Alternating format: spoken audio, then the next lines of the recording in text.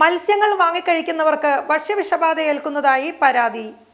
ചൂടാണ്, സഹിക്കാൻ കഴിയാത്ത ചൂട്. നിർജ്ജലീകരണം ഉൾപ്പെടെ നിരവധി ആരോഗ്യ പ്രശ്നങ്ങൾക്കൊപ്പം ഭക്ഷ്യവിഷബാധ ഏൽക്കാതിരിക്കാനും പൊതുജനങ്ങൾ ജാഗരൂകരായിരിക്കേണ്ടത് അത്യാവശ്യമാണ്. ചൂട് കാരണം ചിക്കനൊക്കെ ഒഴിവാക്കി മത്സ്യങ്ങളിലേക്ക് കടന്നവരായിരിക്കാം ഭൂരിഭാഗം ആളുകളും. എന്നാൽ അതിൽ ഒളിഞ്ഞിരിക്കുന്ന അപകടം അറിഞ്ഞിരിക്കുക തന്നെ വേണം. തീരദേശ മേഖലകളിൽ കടൽ ജലത്തിന്റെ താപനില ഉയർന്നതോടെ മത്സ്യങ്ങളുടെ ലഭ്യതയിലും വൻ കുറവ് അനുഭവപ്പെടുന്ന സാഹചര്യമാണ് നിലവിലുള്ളത്. കേരള തീരത്ത് നിന്നും മത്സ്യങ്ങൾ കിട്ടാതായതോടെ തമിഴ്നാട്, കർണാടക തുടങ്ങിയ സംസ്ഥാനങ്ങളിൽ നിന്നും മത്സ്യങ്ങൾ ഇറക്കി തുടങ്ങി. ഇങ്ങനെ ഇറക്കുന്ന മത്സ്യങ്ങൾ ഇവിടെ എത്തുന്നതുവരെയും തുടർന്ന് ചെറുകിട വിൽപ്പനക്കാരിലേക്ക് എത്തിക്കുന്നതുവരെയും പഴക്കം അറിയാതിരിക്കുവാനായി രാസവസ്തുക്കൾ ഉപയോഗിക്കുന്ന അവസ്ഥയും നിലവിലുണ്ട്.